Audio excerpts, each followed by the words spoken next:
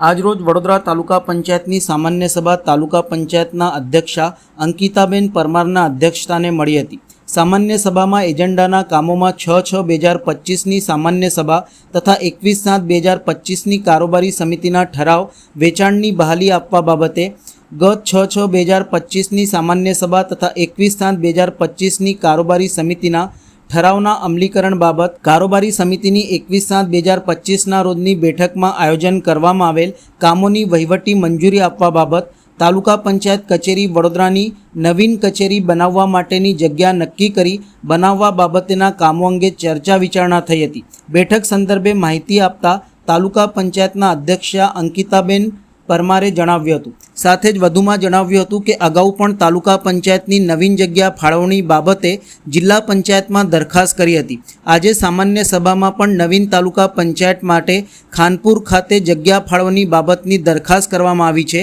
આશા રાખીએ કે ખૂબ જ ટૂંક સમયમાં સર્વે સહાનુમતિથી ભૂમિપૂજન વહેલી તકે થઈ શકે અને ત્યાં નવીન તાલુકા પંચાયતની જગ્યાએ નવીન તાલુકા પંચાયત બનવાનું કામ ચાલુ થઈ જશે। આજની સામાન્ય સભામાં વિષય નંબર 1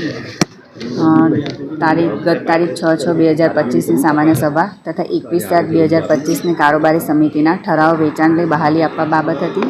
વિષય નંબર 2 ગત તારીખ 6/6/2025ની સામાન્ય સભા તથા તારીખ 21/7/2025ની કારોબારી સમિતિના ઠરાવના અમલીકરણ બાબત।